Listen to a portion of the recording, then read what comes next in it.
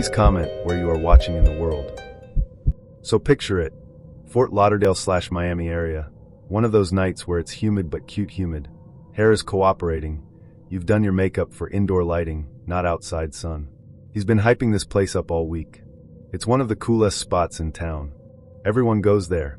Super popular. You know the type, he's trying to act like he's plugged in. She asks, "Where is it?" He's like, "I'll show you." Men love surprise plans that are only surprises because they haven't actually planned. She asks again, "Is it casual? Is it dressy?" He's like, "Dress up." So she dresses up. Like dresses up. Nice top, cute trousers, heels, hair, perfume. Even said, "I'm not lactating, it's an oil stain," before she left the house faced with tears of joy. They get in the car, they're driving, and on the way there he casually goes, "Yeah, there was like a little incident there once, but it's fine now." Sir, incident is not date vocabulary. Incident is hospital vocabulary. Incident is police vocabulary. But he says it like it's nothing, so she's like, okay, maybe someone got too drunk there or something. They pull up at this super tall building. You know, the ones all glass, valet out front, looks like money. She's thinking, okay, maybe he did plan something nice. They walk in, go to the elevator, and the elevator just keeps going. Like floor 30, 40, 50, 60. She's trying to smile, but she's like, why are we going to heaven? He finally says it's the tallest restaurant around. So they get out, it's that crazy high up view, and she's low-key nauseous because she's scared of heights. But she's trying to be a good sport. They get sat, she's trying to eat, but she's feeling kind of sick, and then the food also isn't hitting. So we're already at, this could have been Cheesecake Factory. But that's actually not even the bad date I'm supposed to be telling you. That's just the same era of dates these girls were having. The Miami/FLL, one that actually made me go nope, is this. She meets this guy, they're talking, he's like, "Let me take you out, I know a spot." Again with the I know a spot. He's cute, he's social, you can tell he knows people. He picks her up, they drive, it's going normal. They get to the restaurant, they sit down, order food. Then two dudes walk in. Not random dudes. Not fellow diners. Two dudes. You know how you can tell when a man is part of a man's actual life? The way he's like, "Yo, bro, it's been forever." That energy. They come over to their table, dap him up. "What's up, bro? How you been?" Quick little catch up, and then they go to the back. Not to eat. To the back. She clocks it like, okay, he knows people. A couple minutes later he's like, "I'ma go to the bathroom real quick before the food comes." Totally normal. Date bathroom trip. Men do that. 5 minutes go by. That's normal. 7 minutes go by. Okay, maybe line. 10 minutes go by. Now we're in Did He Fall In territory. She's sitting there, alone, at a table for two, dressed up, food's about to come, and her date is gone. The server comes by like, "Everything okay?" And she has to do that embarrassing, "Yeah, he just ran to the bathroom. He'll be right back." Because you don't want to admit your date disappeared. You don't want to be the girl left at the table. Food comes. Still no man. At this point, she's pulling out her phone. Texting him. "Hey, everything okay?" No response. She's looking around at the entrance to the bathroom. Nothing. She's starting to think, did this man actually leave me? Because we've seen that TikTok, the one where the guy ditched when she went to the bathroom. So she's running contingency plans in her head. Then he finally comes back. But he's weird. Like off. Like whatever conversation they were just having in the back was not about stocks. He's a little too calm, a little too floaty. She's like, "Where'd you go?" And he's like, "Oh, I was on the phone." Which is already a lie because earlier he said he was going to the bathroom. Then he says he ran into those guys from earlier. So now we have two stories. Phone plus bathroom plus guys. She's like, "You could have just said you had to take a call." And he's like, "No, it's nothing, it's nothing." And he's moving around in his seat, checking his phone, pacing energy while sitting down. That nervous, "I'm waiting on someone to text me that the drop is done" energy. You know it. She's like, "Okay, I'm gonna eat." She starts eating. He picks at his food. Doesn't finish. Barely touches it. Eyes keep darting to the door. She's like, "I don't think you should drive me home." Because by now she's figured it out. He's on something or he's in something. And he's like, No, I'm good. I'm fine. I'm sober." "Sir, you were gone 15 minutes and came back acting like your soul is on FaceTime." He pays, they leave. She's like, "I'm just gonna call an Uber." He's like, "Why? I'll take you." She's like, "I don't think you should." He's like, "I'm fine." And he says it a little too loud. Little too defensive. That's how you know. Then, this is the part that actually made it scary. Instead of walking toward the nice, well-lit front of the building, he cuts down a little alley between buildings. It's a shortcut to the car. And she said her spirit said, nope. Because alleys plus men who lie plus mysterious bathroom meetings? That's how you get on the news.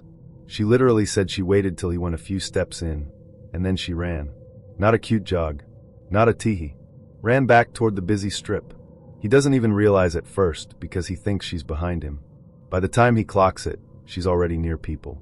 She ducks into a crowded bar, smartest thing, because if he follows her and they're acting crazy, there are witnesses. She sits, orders something just to be sitting, pulls out her phone, calls an Uber to her parents' house because she was like, he is not following me home. And that's the thing. That's why this is a bad date, not just he was weird. She could feel she didn't actually know what he was up to. The 3 phones from the DC story. Same vibe here, just in Miami. When a man disappears mid-date, comes back jumpy, gives you 2 different reasons for leaving, and then tries to walk you through a low-visibility spot. You listen to your gut. She gets in the Uber. She tells the driver what happened. The driver's like, no, that was good, that was smart to run. She goes to her parents, sleeps there. He texts later, sorry, I had to take a call, you came at a bad time. That phrase, you came at a bad time, is the universal, I was doing something shady and you saw it. Okay, so this is one of those dates where nothing huge happened, like no one got dragged out the car, no one pooped in a passenger seat, but it was still one of the scariest because it showed you exactly what this man would be like 6 months in. It was like getting a trailer for the movie and realizing the movie is psychological horror. So, she agrees to meet this guy for dinner. They've been talking a few days, nothing wild, he seems grown, professional, kinda proud of his job, kinda likes to talk about himself, but you're like, fine, men do that. They decide to meet there, because she's smart. She's not giving her address to a man she hasn't met. Good start. She pulls up, he's already sitting at the bar, salad and a cocktail in front of him. That's already a little weird, because y'all were supposed to eat together, but whatever, maybe he was hungry. She sits, they're chatting, it's okay. He talks a lot about himself, job, career, what he drives, all that, but women are used to that, we can hold a conversation through anything. Waitress comes. She orders what she wants, salmon, mashed potatoes, asparagus, like a real dinner. He goes, oh, I already ate. Then why are you here, sir? He just keeps sipping his drink and talking. Food comes out, bartender sets it down. She takes one look at the asparagus and knows. It's one of those steamed with not a lick of seasoning asparagus. You know, the ones that taste like hot grass? So in her head she's like, okay, I'm gonna need salt and pepper. She literally just says, normal voice, I know I'm gonna need some salt for this. This man, on a first date, goes, oh, I don't like a woman who uses salt. Excuse me? Like he's giving commandments. Like he is your nutritionist. Like he's your granddaddy with high blood pressure. He said it with his chest. I don't like a woman who uses salt. Not, I don't use salt. Not, do you have high blood pressure? No, I don't like a woman who. That was the first little control flag waving in the wind. Now some women in that moment would have shrunk and gone. Oh, okay, I won't use it. Not her. Sis waved the bartender down like a queen and said, can I get salt and pepper, please? Because I'm an adult with a tongue, and if I want flavor, I will have flavor. Out the corner of her eye she sees him make a face. Like legit annoyed. As if she disobeyed him. As if he had laid down a rule and she broke it. And that was the moment she was like, oh, you think you run me. So she salts her asparagus. Not the whole bottle, just enough for her food to taste like food. Puts a little pepper. Starts eating. And he goes, I can't believe you did that. Again, first date. She turns to him like, believe what? And he says, I told you I don't like a woman who uses salt. She said, well, you ain't gotta like me 'cause I like me. Face with tears of joy legend. Then she laid it out. We've never had a conversation about my health. I didn't tell you I had hypertension. I didn't tell you I was on medication. You don't know anything about me, but you're telling me what I can and can't eat on date 1. Because that's what was really happening. It wasn't about sodium. It was about obedience. He wanted to see if she would do what he said over something tiny. Because if you do, then later it's, I don't like women who wear that. I don't like women who go out. I don't like women who post. I don't like women who have male friends. It always starts small so you don't notice the pattern. And she clocked that. She clocked that earlier too, because before the date he was doing little pushy things. He really wanted to pick her up from home, no. He really wanted to know where she lived, no. He called her stubborn when she said she'd meet him there. That's not, he likes you. That's, I want to establish access and control early. She said, I'm cautious, and he heard, defiant. So now they're at dinner, he's mad about Salt, she's looking at him like he's crazy. And he's not backing down. He's not like, my bad, that came out wrong. He's like, no, I just don't like that. As if her taste buds and her boundaries are a personal attack on him. She's thinking, okay, I'll just get through the meal and dip. They finish. He lets her eat, but the vibe is off now. She's uncomfortable. He still keeps talking about himself, what he has, what he does, why women didn't work out before, but it's reading like every woman before you didn't like being told what to do either. They go outside, she's ready. She says, I don't think we should do a second date. He's shocked, confused. Why? Because of course he thinks they were vibing. Of course he thinks he's a catch. She lays it out like an adult. You were overbearing about picking me up. You wanted to know where I live. You called me stubborn for having boundaries. You talked about yourself the whole time. Then you tried to control what I put on my food. And instead of being like, you know what, you're right, I overstepped, he goes, I don't see where I was wrong. Of course you don't. Controlling people never see where they're wrong because in their head, the right woman just folds. The right woman just says, okay, daddy, no salt. The right woman lets them pick her up. The right woman tells them her address. The right woman changes herself to fit. She was not that woman. And that's why this was such an important bad date story, because a lot of girls would have gone. It's just Salt. He paid. He's nice. Then 5 dates in, he's like, I don't like women who wear that lipstick. Then, I don't like when you go out with your friends. Then, I don't like when you talk to your mom about our relationship. Then, I don't like when you tell me no. It never stays about Salt. This was a couple years back when I was still in my sure, I'll give him a chance era. He'd been DMing me, being really consistent. You're so pretty. I want to take you somewhere nice. It's one of the coolest places in town, all that. And I was like, okay, you plan something? I'll put on a cute dress. I ask him, where are we going? He goes, you'll see. Which already, I like to know if I need heels or sneakers, inside or outside. Are we near water? Is it cold? I'm a planner. He's like, just dress up. It's fancy. So I get dressed. Makeup on, hair done, cute outfit. And I spill oil on my top right before we go, so I'm already annoyed. But I'm like, whatever, I'll keep the jacket on. He picks me up. We're driving. He's hyping it up even more now. Everybody goes here. It's super popular. There was kinda like an incident one time, but it's fine now. I said, I'm sorry, an incident where food is being served? He goes, it's fine, they fixed it. That's not a sentence that relaxes me. We pull up, and it's not even ground floor. It's one of those tall, shiny Miami/Fort Lauderdale buildings where the good stuff is up. We walk in, we get to the elevator. I think we're gonna like floor 12, floor 19. No, this elevator doesn't stop. It just keeps going. 30, 40, 50. At like floor 60 I stop trying to act cute. I'm like, listen, I don't like heights. And he's like, oh yeah, I forgot you said that. We're almost there. We are not almost there. We get to like floor 70. 70. He's so proud too. He goes, this is like the tallest restaurant around. I heard tallest, and my stomach was like, I'll be in hell, call me when you're done. The doors open, and it is literally glass and sky. Like floor-to-ceiling views of everything. If you like heights, it's gorgeous. If you're me, it's, I'm going to hurl on this carpet. My knees were doing that wobbly thing. I couldn't even look straight down because it felt like I could just tip over. We walk to our table, and on the floor I see these tracks. Little tracks going around the restaurant.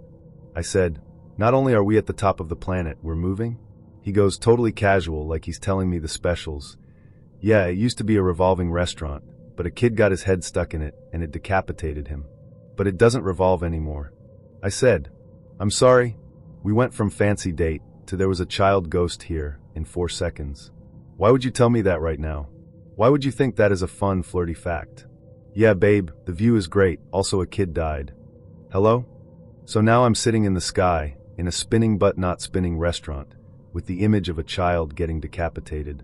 I cannot look out the window because I feel like I'm going to fall. I cannot look at the tracks because I'm imagining heads. I cannot look at him because I want to cuss him out. So I'm just looking at my plate, which, by the way, was bad. Food was not even good. I ordered pad thai. I don't know why I ordered pad thai at 70 floors, but I did, and it was like sticky and sweet in the wrong way. So I'm nauseous from height and from food. To make it better, I'm allergic to alcohol. So I told the server, "Can I get a virgin mojito?" She says, "Of course." Brings it out. I take 2 sips and I feel warm. I'm like, "This is not virgin." I tell him, "I think they put alcohol in it." And he's like, "Oh, just drink it, it's fine." Sir, I will go into hives in the sky. I can't even safely pass out here. At some point I'm like, "Hey, I'm gonna go to the bathroom real quick." Because the bathroom was the only room without a death view. I get in there and I can breathe. I'm literally in there giving myself a pep talk like, "Okay, you cannot cry on a 70th floor. If you cry, the tears will fall 70 floors." I'm texting my friend like, "Girl, he took me to heaven against my will." Go back out, still high up, still dizzy. He's fine. He's talking about life, talking about business, talking about how much he likes this place and how nobody died here lately.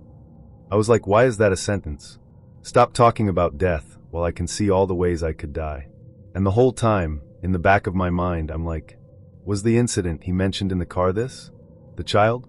Because if you tell me before I put makeup on that a child got decapitated there, I would have said, "Cool, let me put on my flat shoes and go to Cheesecake Factory." We finish eating. I ate like 3 noodles in air. I'm thinking this is over. We can go. But remember, we are 70 floors up. I still have to get back in that elevator. And I'm lightheaded. And I somehow have alcohol in my system. And I'm wearing cute shoes. And I hate heights. So we go to the elevator, and of course we have to wait, because it's one of those slow, fancy ones. And while we're waiting, I'm thinking to myself, this was supposed to be a date. But it felt like a test. Like he wanted to see if I would sit pretty even when I was uncomfortable. Even when he gave me low-key trauma info. Even when I said I don't like heights. So my friend meets this guy, regular way, nothing shady. They're texting, he's cool, energy is good, got the jokes, not too thirsty. Green flags. First date rolls around, and it's actually going well. Like genuinely. No weird comments about her body, no you gonna cook for me though. No surprise kids. They're vibing. Only thing is, she already had plans after. Her homegirl had a graduation party. You know the ones, cute little backyard thing, balloons, everybody's wearing jeans and a nice top, Andy's bringing food. She tells him, "Hey, I actually gotta go to my girl's grad party after this." And he goes, "Can I come?" Now, most of the time I'd say no. First date, and you want to meet my people? Relax. But she was feeling him, and he was on good behavior, so she's like, "Okay, yeah, sure, but you can't show up empty-handed." And he's like, "Of course, I'm not a bum." Cute. So they stop at Target. Great sign. Men who will stop at Target with you to grab a card and a nice little gift. We like. He gets her a card, they're joking in the aisle, it's giving very we've been dating for 3 weeks, even though it's been like 3 hours. That's how comfortable it was. They pull up to the party, she introduces him. "This is underscore underscore underscore, this is my friend I was telling y'all about." Everybody's like, "Hey," because her friends are nice. He's talking, he's chilling, no one there thinks, "Oh, this is about to turn into WWE in the parking lot." That's how normal he seemed. Party starts to wind down, it's time to go. He tells her, "Can you drop me at the mall?" Because allegedly he Ubered an hour to come see her. And she's like, "That's fine." Because at this point he's shown effort, he Ubered, he bought a card, he met the friends, he was respectful. So she's like, "Alright, I'll drop you." They leave the party, get to the car, get in, seatbelts on, very regular. She's in the driver's seat, he's passenger, she's starting the car. And from nowhere, like truly from the shadow realm, this woman runs up to the passenger side, YNKS the door open and yells, "What the fuck are you doing? Get out. Get out right now. Come with me right now." Now, at first my friend thought it was a joke. Because sometimes girls are playful, right? You see a cute guy getting in a car, you play, "Oh my god, come with me instead." So she kind of laughed. Like, "Okay sis, calm down." But the girl did not laugh. She was dead serious. Face hot, chest out, breathing fast. You know angry girlfriend breathing? That. The guy in the passenger seat goes from cool and collected to chill, chill, chill, chill, chill. That's when my friend realized, oh, they know each other. This is not a random woman off the street. This is not a mistaken identity. This is your girl. The one you didn't mention in the Target aisle. The one you didn't mention at the graduation party. My friend is still in the driver's seat, by the way. She cannot move. Because she's T-boned. There's a car in front of her, car behind her. She's basically blocked in. So all she can do is just turn the music down and watch this unfold in the rear view like she's watching TV. Girlfriend is still at the door. Get up. Get up. And the man is doing limp cat energy like, babe, relax, I'm gonna explain. She is not listening. This woman reaches in and drags him out of the car. Like whole grown man, yanks him out into the parking lot. And my friend is just sitting there like face with raised eyebrow. They move to the side. Her car is here. The girlfriend's car is kind of parked across so she can't get out. And then it just starts. She starts swinging on him. Not him on her. Her on him. She is chewing him up in the parking lot. She's yelling, he's trying to block, he's trying to calm her down, he's chasing her around the car like, babe, listen. And she is not listening. You know when a woman is past logic? Past, let's talk at home. She was there. My friend is in the car like, do I help?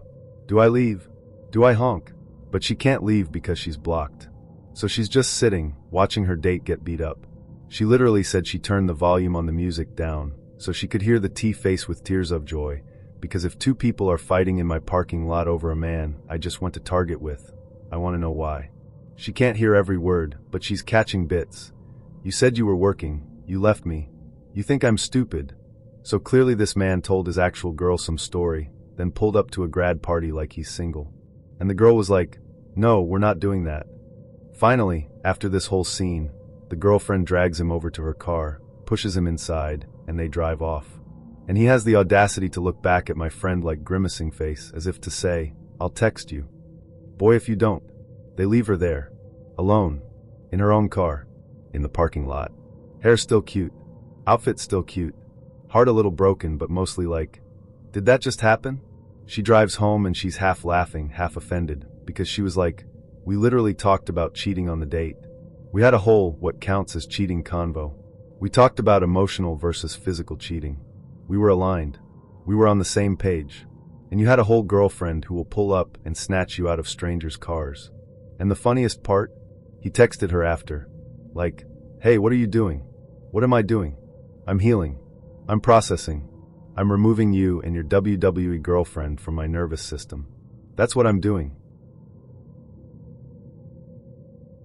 Okay, so this is the one Tinder date that made me say, yeah, no, I'm actually never doing this again. And I still think about the drive home at night because I was like, oh, I could actually die right now and no one would know where I am. So context, this was summer 2020, Bay Area. I was bored out of my skull. We were all pretending we liked walking and banana bread, and I downloaded Tinder. I always say I hate dating apps, I'm above it, blah blah blah, but then I matched with this guy and he was cute.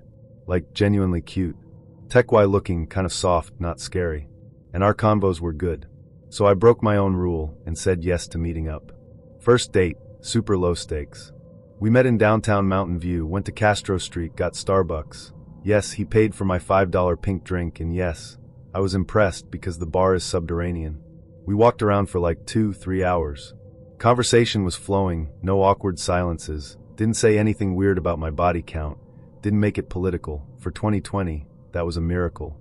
Second date, also fine. So by the time we're planning the third date, I'm like, okay, it's fine if I drive, I know the area, I'm not going to be murdered in a parking lot probably. I suggest the drive-in in San Jose. It was like 20 minutes from my house. And I had the minivan. Yes, I was the mom friend with the minivan, don't judge me. So I made it cute. I literally packed blankets and pillows, snacks. I folded the seats down so we could sit in the back and watch. I was like, this is adorable. This is how romance starts. He drives over to my house, parks a street over so my parents don't think I'm being fast. I pick him up, we head to the drive-in. We get there, we park, we're talking, we're laughing. I don't even remember what movie it was because we did not care. The vibes were honestly good. Then we kiss. And when I tell you, it was bad. Like not, oh he's a little rusty. No. It was like someone told him, kissing is just putting your tongue every place, and he believed them. I instantly got the ick. Like, the way your whole body just turns off. That. My lady feelings clocked out. Office closed. But I'm not mean, so I keep it cute. And he's like, no, like, teach me how you like it. Sir, I am not running a class in the back of a Toyota. But I'm like, okay, Tilt your head this way, slow down. And I'm literally teaching this man to kiss like I'm 12. And while I'm doing it, I can feel the ick growing. It was like, oh nope, desire gone. Pack it up. So I'm like, okay, well, it's getting late, we should head back. I'm driving, it's dark, it's the bay, but the route back to my house gets kind of empty at night. We're not on a busy freeway, we're on those roads where it's dark. And that is when he decides to switch personalities. First thing out of his mouth. So, have you done stuff with other people before? I was like, we're doing this now. In the dark. In my car. But I'm honest. I was like, yeah, I had a boyfriend last year. And he goes, oh, that's okay. I won't judge you. Excuse me? Already I'm like, okay, I don't like you anymore, so we can wrap this up. But no, that was just the opener. Because then he starts word vomiting. He starts telling me that he's actually this secret genius who's going to be like the next Mark Zuckerberg. He literally said it. I was like, oh, so you're one of those Silicon Valley boys. He starts talking about his app idea and how people don't understand him yet and how he thinks on a different plane. I was like, okay, weird but not terrifying. Then he goes super calm. I don't really feel emotion like other people. I said, what? He goes, yeah, like when someone falls or gets hurt, I don't feel bad. I just know you're supposed to say, are you okay? So I say it. Not because I care, but because that's what you're supposed to do. I'm still driving. It's dark. I'm a girl. I'm in the car with a man who just said, I don't care when people are in pain. And I'm like, oh, this is how those I survived a date with a killer videos start. He keeps going. He's like, yeah, sometimes I wonder if I'm a sociopath or psychopath. I don't remember which is which, but I know I don't feel things. And I'm like, okay, king of oversharing at night. But I'm not trying to set him off, so I'm just going, MHM. Yeah, that's wild. Then he drops this. He loves doing acid and shrooms because it's the only time I can feel anything. And I'm like, so you put yourself in altered states to simulate human emotion while you are currently in a dark CAR. With me, and I'm driving. At this point I'm doing the math like, okay, I can't kick him out because we're literally not at his car yet. I can't crash. I can't call anyone because I'm driving. I can't pull over because what if he thinks that's an invitation to talk more? So I just speed up. I was like, we're getting home. We finally pull up to the street by my house where his car is parked. I stop, I'm like, okay, bye, ready to never speak again. He opens the door, gets out, and right before I can pull off he leans back in and goes, hey, don't ghost me, okay? I was like, MHM.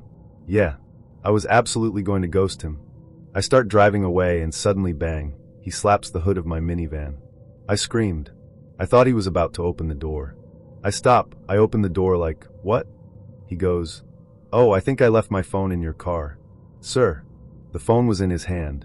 He just wanted another reason to keep talking to me.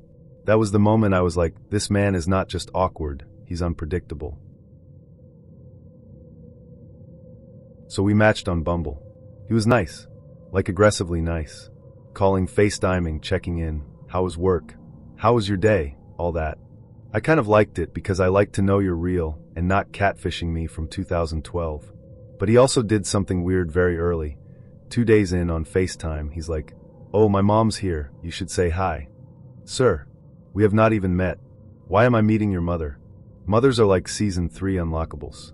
But I was being wholesome that day, so I said hi. Should have blocked him there. Anyway, we finally meet. He pulls up, and he does not look like the pictures. Not a total catfish, but the pics were clearly 10 years and 40 cigarettes ago. And that was the second thing. This man reeks of cigarettes. Like, not, I had one last week. Like, I took a smoke bath. And he had told me on the app he doesn't smoke, he doesn't drink, he's healthy, he used to smoke way back. Lie number 2, and it wasn't even 10 minutes in. At that point, I really could have said, you know what, I'm gonna go home. But he had planned something. And this is where I did not love myself enough. The plan was to drive an hour and a half to another state, Ohio, just to get Raising Cane's. Like, that was the date. Crossing state lines for chicken. And normally, if I'm with my girls, that's fun. Road trip, music, vibes. With a man I just met. Different. Very different. But I got in the truck like a clown, so we're going. He talks the entire way. Not like conversation, like a podcast about himself. Job, friends, childhood, his truck, how he used to smoke but quit for discipline, how he would quit for me. Babe, we met 17 minutes ago. Quit for your lungs. We finally get to Cane's, he pays. Okay, thanks, we eat, I'm thinking. Cool, we can go home now. We've already been in the car 90 minutes. We ate, we chatted, date is done. I'm easing toward so I gotta get up early tomorrow. Speech, and he goes, I don't want this day to end. I said, oh, but it will. He did not receive that. We get back in the truck, and as we're driving back toward where my car is, he literally pulls his phone out and buys movie tickets. Like mid-drive. Didn't ask. Didn't say, do you want to see a movie? He just bought the tickets and then told me. I'm sitting there like, okay, kidnapper light. We get to the theater. It is empty. No one else is in there. Already weird. But I'm like, fine, watch movie, go home, shower this man off me. He wasn't even creepy in the theater, I'll give him that. He put his hand on my leg, that was it, no trying to make out in an empty cinema, nothing. Then the movie ends. I stand up. Because that's what you do when the movie ends. Credits rolling, we're done, let's go. This man grabs my hand and pulls me back down like, no, let's just stay, let's just be together. I'm like, be together where? The movie is over. The people are cleaning. I'm looking at the exit, at the employees like, can y'all get him? We are literally sitting there like squatters until an employee comes in and is like, we need to clean, you guys have to leave. If that employee had not come, I swear he would have sat there with me in the dark for another hour. So we leave. I'm thinking, finally. Freedom. No. Because this man still does not want to take me to my car. He's like, we can go back to my truck, put the seats down, I have my work iPad, we can watch a movie in the car. Are you insane? It is dark, we are in your vehicle, we are not watching another movie in a parking lot like I'm a hostage. I was like, no, take me to my car. We're driving, and then his phone rings. And I'm like, oh good, a distraction. He answers, and it is a girl. On FaceTime. And immediately she's doing too much, saying the N-word when she should not be saying the N-word like it's normal. And I'm sitting there like, okay, so you also pick weird women, that tracks. Then they do that thing where she's like, who's that? And he's like, nobody. And then he shows me and she's like, oh, I'm his best friend, sorry girl, I didn't know he was with someone. And I'm like, I actually do not care. I want to go home. He hangs up, I'm reaching for the door, about to say thank you and good night, and this man gets out of his truck, comes around to my side, and LAYS. On. My. Lap. Full-grown man. Laid across me like I was a Tempur-Pedic. No, don't go. I don't want to stop hanging out. This was so fun. Let's do something else. Sir, we have been together 6 hours. 6. Not even husbands get 6 hours of my undivided attention. I have done the road trip, the chicken, the movie, the bonus movie you tried to force, the FaceTime girl. I have paid my debt to society. Let me go. I had to physically remove him. Like push him off, open the door, slide out, get in my car, lock the doors. He's in his truck like waving, like this is normal. He even tried to call me that night like, hey, smiley face. Like, sir, you ate my time. Only good thing? I did take my Raising Cane's leftovers. If I suffered through all that, I was gonna eat my chicken. I can laugh about it now, but when it happened I genuinely thought, this is God telling me to stop dating. Because it was just one humiliation stacked on top of another until the finale, which, you'll see. So this was a man I met online, nothing too wild, kinda cute in his pictures, seemed normal over text. He wanted to take me somewhere nice. I was like, okay, Prince Charming. Day of the date, he texts me like, hey, my car is acting up, could you swing by and grab me? That should have been the end. Because ladies, rule number 1, do not pick up a stranger at his house for the first date. But I was in my generous woman era. I said yes. It's like a 45-minute drive for me. I get to his place, and before we leave I ask, hey, can I use your bathroom real quick? And when I tell you, the amount of hair in that sink, I don't even know if it was beard hair, head hair, dog hair. It was just hair. All over. Toothpaste fossils on the counter. And NO toilet paper. Not even the cardboard roll. Just vibes. I was like, okay, we are starting bad. I survived the bathroom. We get in my car. We realize we missed the actual nice dinner reservation he wanted because of all this time. So now we're in that awkward zone of we're dressed, we're out, we gotta eat somewhere. We end up at on the border / random Mexican chain type place. I'm like, fine, margarita, queso, call it a night. We sit down. I order a margarita because I earned it. He says very proudly, oh, I don't drink anymore. I'm like, good for you. Then he tells me why. Yeah, after my 5th DUI, I just decided to stop. 5th. 5. 1, 2, 3, 4, 5. Bro, At that point the state decided for you. But I'm nice, I'm like, oh okay, good for you then. Chips and salsa come out. This is the part y'all remember. He takes a chip, dips, takes a bite, and I swear on everything, 4 of his teeth just plop out onto the table. I froze. I did not breathe. The teeth were just sitting there like, hey girl. What does he do? Does he get embarrassed? Nope. This man picks them up, dips them in his water, swishes them like he's rinsing grapes, and then puts them back in, like Lego pieces. I was just sitting there like, okay, so this is a medical date now. In my head I'm screaming, but I'm also like, okay, we've driven 45 minutes, we missed the other restaurant, we're here, just finish the meal. He starts talking, and when I say talking, I mean TLKNG, oversharing.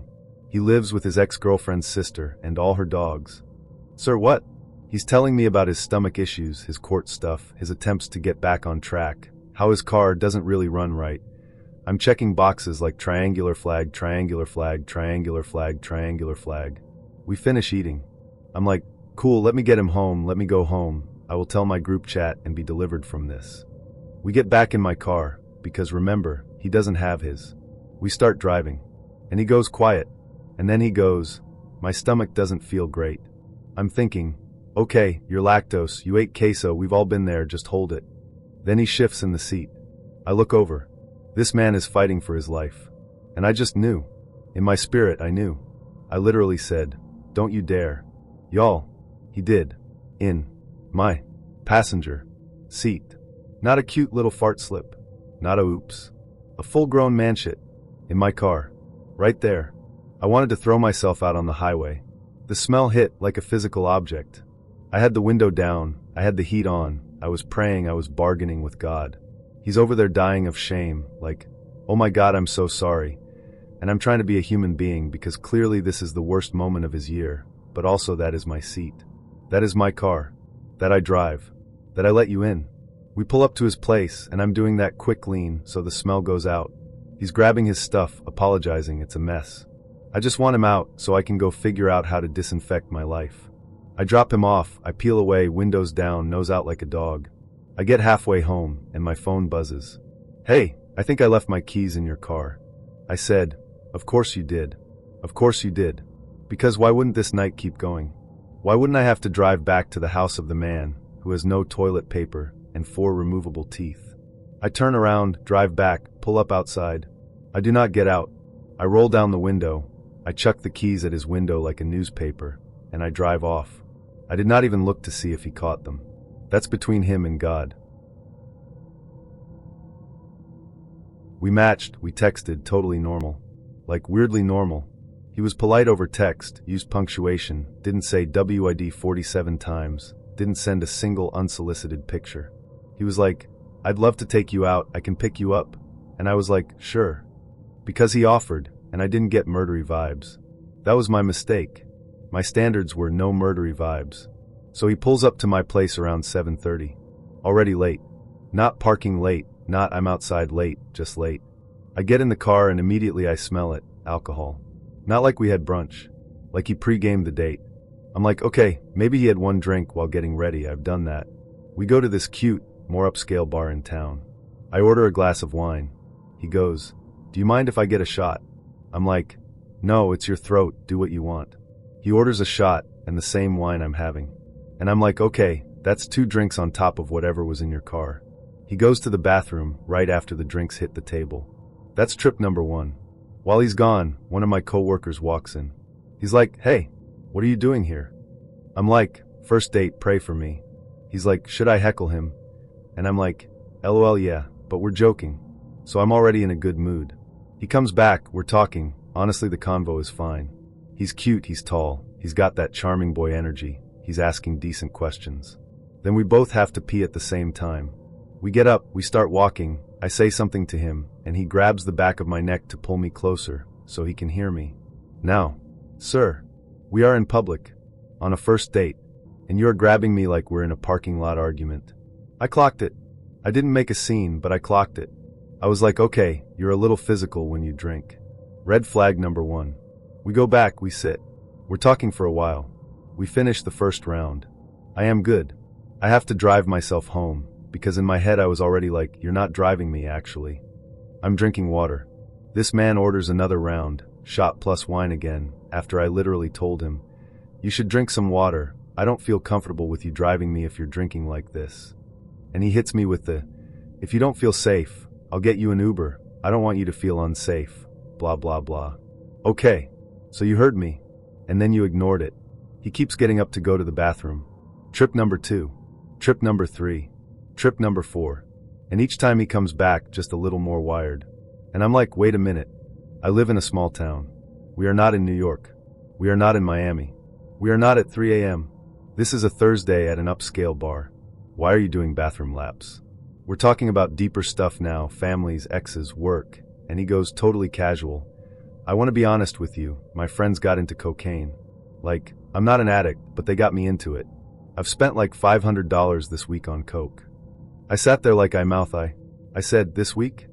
He said, yeah, but I'm not an addict. Sir, spending rent money on blow in a town with 2 Starbucks is addict adjacent. So I go very calm because I'm not trying to trigger coked up man. Were you going to the bathroom to do coke? And he goes, yeah, I'm gonna be real with you. Yeah. So, let's recap.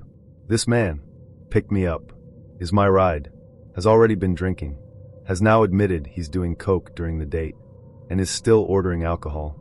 I'm sitting there like, how do I get out of here without making him mad? Because drunk people you can usually manage. Drunk plus coke people? Play stupid games. He keeps talking. He's doing that coked up overshare where he's like, my ex is in my phone, I just didn't change the name. I'm just lazy. I'm not talking to her like that. I didn't ask. I didn't even look at his phone. He just started justifying it, which let me know there are other women, and he wanted to pre-clear it in case someone called. Then, and this is the part that told me to leave, he ordered a 4th round. After I said I was uncomfortable. After we talked about him doing coke. After he said he'd get me an Uber. He still ordered it. That told me, whatever promise he makes, the substance will win. So I'm like, I'm gonna go to the bathroom. I go to the bathroom and I text my people like 911. I need a ride. I am not getting in his car. My friend, bless her, is like, I'm on my way. I was so relieved I almost cried in the bathroom. I come back out and our waitress, another queen, stops by and leans in low and goes, hey, I get off soon. If you need a ride, I can stay. I was like loudly crying face because other women can feel it when the vibe is off. She saw me, she saw him, she saw the drinks, she saw the bathroom trips, she knew. He comes back from yet another bathroom trip, and I grab his hand like, hey, I'm actually gonna go. My friend's coming to get me. He panics. He goes, no, don't go. I'm so sorry. I didn't mean to make you uncomfortable. Tell her to turn around. Just give me another hour. Another hour? Of what? You doing coke and telling me about your ex? He starts with the whole, you don't see me. You don't know who I am. You don't know my heart. Sir, I have known you for 2 hours and 6 drinks. I know exactly who you are tonight. I stand up. He stands up. People are looking now because they can tell I'm trying to leave, and he's trying to keep. And I'm not trying to make a scene, but I'm also not staying with a drunk, coked up, low-key aggressive man. My friend texts, I'm outside. I hug him because I am too nice, and I say, thank you for the drinks. I'm going home. And I walk. He texted later apologizing, saying he dropped the ball, saying he doesn't usually do that on dates, lie, saying he really liked me. So this happened in DC, and I still think about it because the math never mathed.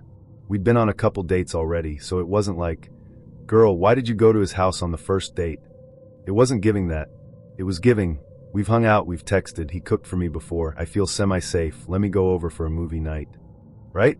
So I pull up, it's night, it's a little cold, and he's in that good mood men get in when they're about to show off in the kitchen. He's Nigerian. Well, Nigerian by penetration, as I said. So he was doing the whole, I'll cook for you, I'll take care of you, you'll see I'm different thing. So we eat, we put on a movie, lights low, actually a cute night. I'm on the couch, he's on the couch, vibes are fine.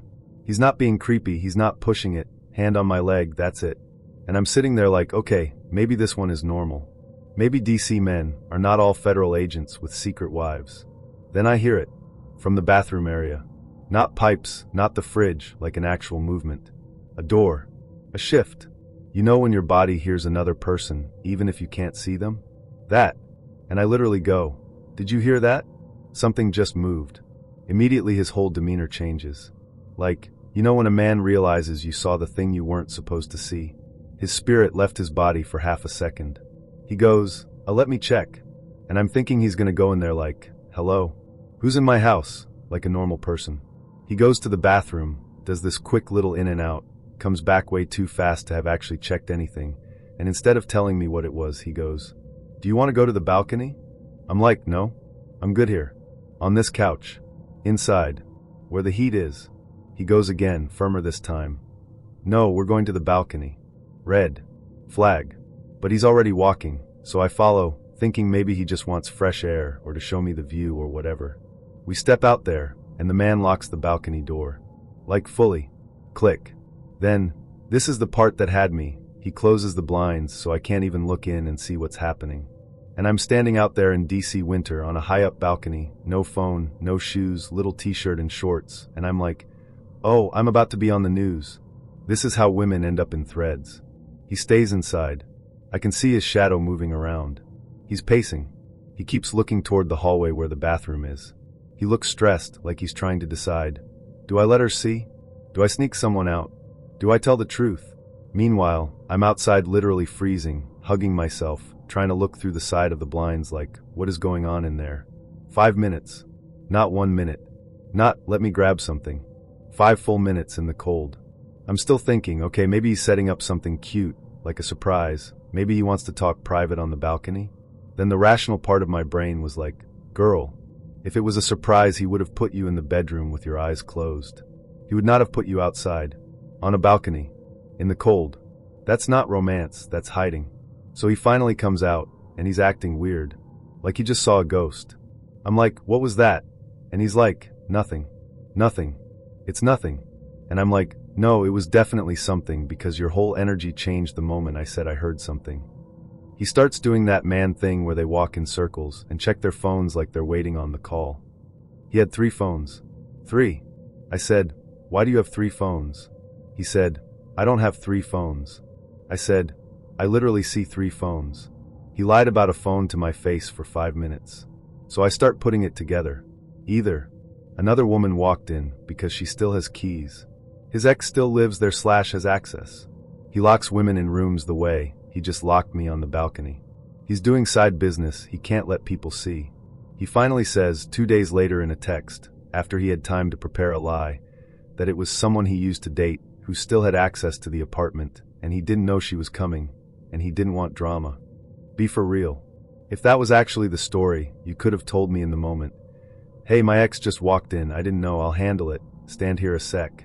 I'm a grown woman, I'm not gonna fight your ex. I would have said bet and gone home. But you locked me outside, and you closed the blinds. That's not, I didn't want drama. That's I didn't want you to see. Also, who keeps an ex's key situation like that? In DC? With 3 phones? You work on the hill, but you can't manage your front door? Okay. So, my friend, super pretty, not an insecure girl like this is, she matches this guy on Hinge. And she actually vets him, because Toronto is small and dusty, and everyone's dating everyone's cousin. They talk on the phone, FaceTime, it's not just 3 messages and pull up. For a week he's normal. Charming. Funny. He picks a cute spot, they go to Myth, you know the vibe. So she's like, okay, he's trying. They sit down, and here's where it goes left. Right beside them is a table of girls. Regular Toronto baddies, loud, fun, dressed, you know the ones. And the guy she is on a date with, keeps talking to them. Not like, oh hey, you dropped something. No. Like, every time my friend goes to the bathroom, this man is over by their table, laughing, vibing, taking compliments, soaking it in. Or one of the girls will wander over to her table and start talking to him. While she is gone. On a first date. With him. And the girls, this part kills me, the girls are even saying to her, you're so hot, don't even worry about it. Like, girl, if I don't have to worry, why are you in my chair? It was giving, we want him to know we want him. It was also giving, we're bored and we like chaos. So it happens once. Annoying, but okay. It happens again. At this point my friend is like, okay, this is actually weird. This is a first date. You can just tell them, thanks ladies, I'm actually on a date. Like basic manners. And he's like, They're just pumping my tires. As in, inflating his ego. Sir, your tires are already pumped. You're on a date with a hot girl. You don't need roadside assistance from table 3. So she gets a little quiet, cause what are you gonna do, fight 4 random women over a man you met on Hinge? He clocks it. He goes, are you mad? Because of course he thinks it's about jealousy. And she's like, I just think it's strange on a first date that you're entertaining other women. He does what every dusty man does, calls her insecure. You're just insecure, you're overreacting. Like she didn't just watch him run over to get complimented 3 times. Like she didn't just see the girls come sit down. They kind of patch it in the moment so the night can end. Bill gets paid. He's like, let me drive you home. She says yes because she's a polite Toronto girl and it's late.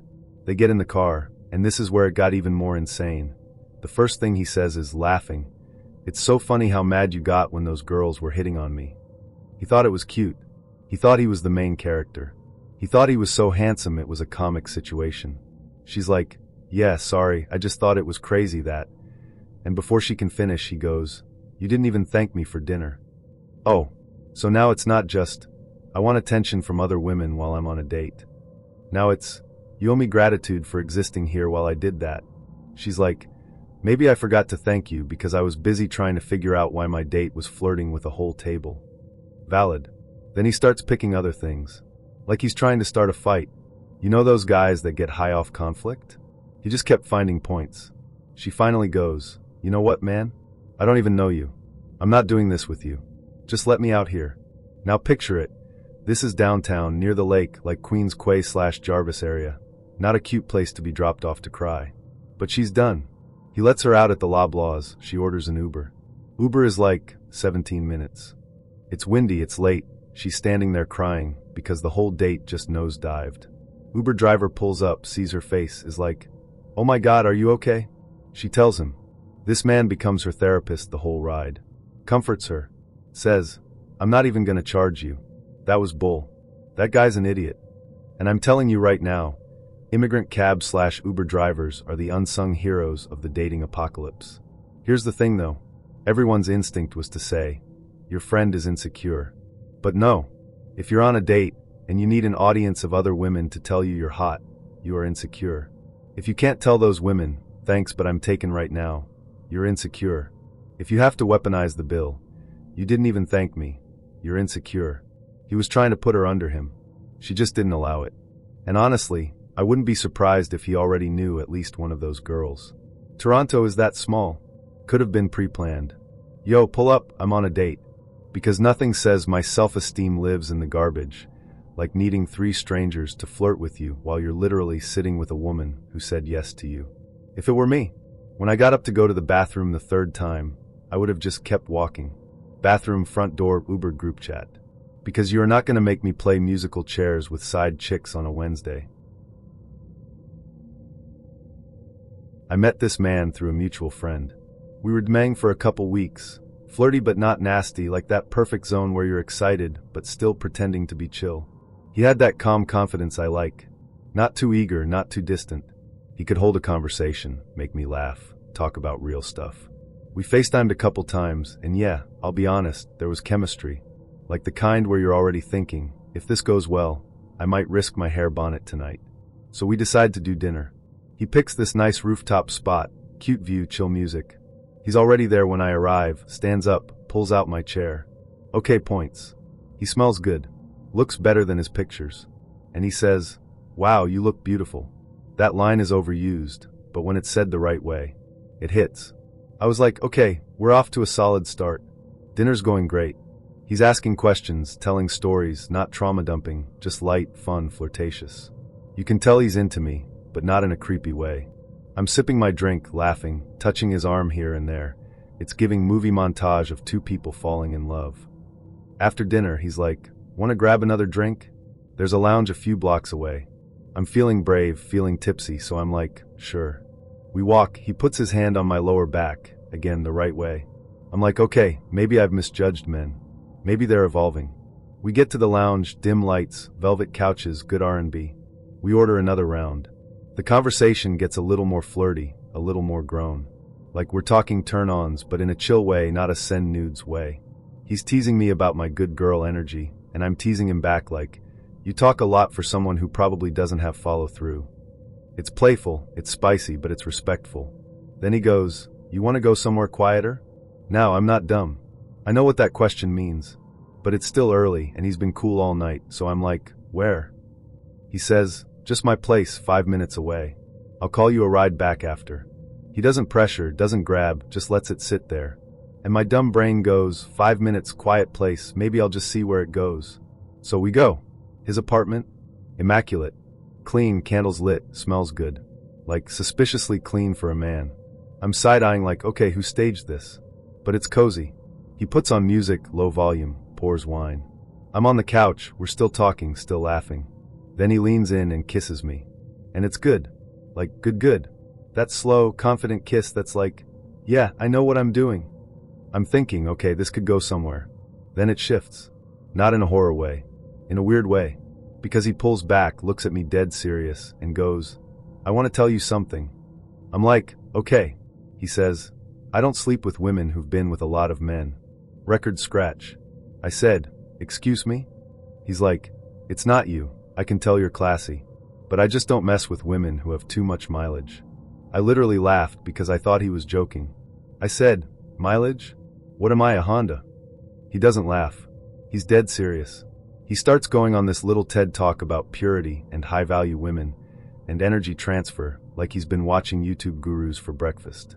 I said, babe, we just met. You're giving podcast. He keeps going. He's like, I just think a woman should protect herself. You can tell when a woman's been passed around.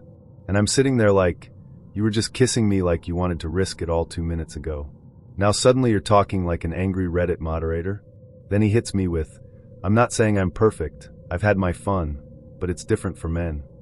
I said, oh, we're doing the double standard chapter now. He's like, it's not a double standard, it's biology. Sir, you are not biology. You're a delusion with a haircut. At this point, I'm fully out of the mood. Like Sahara Desert. I grab my purse, and he's still talking, trying to explain his philosophy. I stand up, and he's like, wait, where are you going? I said, to protect my mileage. He's like, you're leaving? I said, yes, because I don't have time for a man who thinks women expire faster than milk. And I walk toward the door, and he says, and I swear to God this happened, so you're not going to prove you're different? I turned around and said, if you want a virgin, call the Pope. I'm not auditioning for your insecurity. And I left. I'm halfway down the hall when I realize he didn't even call me a ride. So I'm standing on the street, heels in my hand, calling my own Uber, looking like a glamorous fool under a streetlight, thinking, I really thought I was about to have a cute little grown-ass night, and instead I got a sermon. The next day he texts me, you're actually really sexy, I think I judged too fast. I'd still like to see you again. I said, nah, I don't think your biology would allow it. Blocked. I swear dating right now is like walking into a haunted house blindfolded. You think you're just gonna get a little spooked and then go home, and then boom, racism on a Sunday. So this actually happened to me. Not my friend, not a girl I follow, me. I was talking to this guy online, nothing serious, just a couple days of messages, and I was the one who said, hey, it's Sunday, let's watch football and get a drink. Because sometimes I like to be the one to move it along. We're adults. I don't need you to plan a yacht. Just meet me at a bar and don't be weird. He was like, yeah, for sure. Energy was good. He was white, cute, very, I go to the gym and wear team merch, seemed normal. We meet at this bar, sit down, order drinks, watching the game, talking trash about the teams, very regular. I am not a what's your number girl. I do not care. We are grown. I care if you're clean, safe, emotionally stable, and not a murderer. That's it. We're talking about exes and random hookups because football will do that. You start telling stories. I casually mention a guy I hooked up with before. I don't make it a big thing. Just, yeah, I dated this guy for a bit, blah blah. He goes, wait, he was black. I said, yeah, I'm aware. I literally said it like that because I thought he was just clocking it, not judging it. Like, oh, he was black. Yeah, we move on. Nope. His whole face changes. Like I told him I ran over his dog. He leans back and goes, you fucked a black guy? Loud. Like we're not in public. Like the bartender wants to hear. I was so taken aback I just blinked. Because yes. And also, why do you sound like my ex-husband from 1952? He starts getting intense. Like he jumped 3 levels of intimacy and went to, I know you territory. We've been sitting here for 30 minutes. You do not know me, sir. He goes, that's disgusting. Why would you do that? At this point I'm like, okay, date over. Like the conversation has left getting to know you and entered, you're a closet racist zone. I'm not educating you. I'm not talking you out of it. I'm not debating you. I was like, what is wrong with you? He starts talking about they're dirty, and I would never, and I don't want to be with someone who's been with, and I literally stopped him. I said, I'm gonna go to the bathroom. And I meant bathroom like exit. Because I had driven myself. I was fully prepared to just walk out, block his number, and call it a win. I go to the bathroom, splash some water, text my group chat. Girl. He left. Because I was bracing for it. I come back out, and when I tell you, he was gone. This man had straight up left. Like a toddler who got mad. Didn't pay for my drink, didn't say bye, didn't even stay to argue.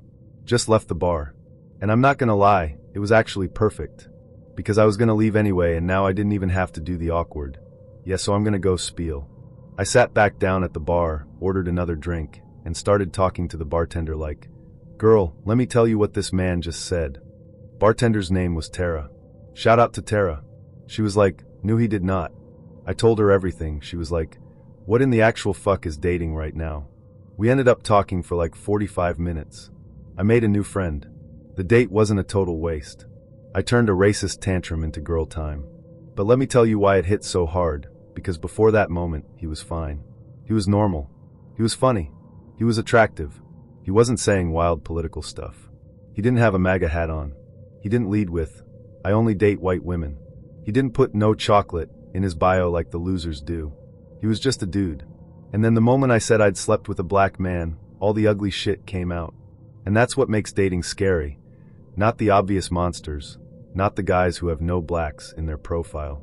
The ones who are perfectly nice until they feel diminished. Until they feel not special. Until they realize they're not the first. And then they start talking to you like they own your entire sexual history. Also, let's be so serious. I'm not going to sit here and let a man who works a normal job, has a normal body, normal life, tell me I can't ever touch a black man because of his fetishized idea of clean. Boy, if you don't go Google a CDC report and stop being weird.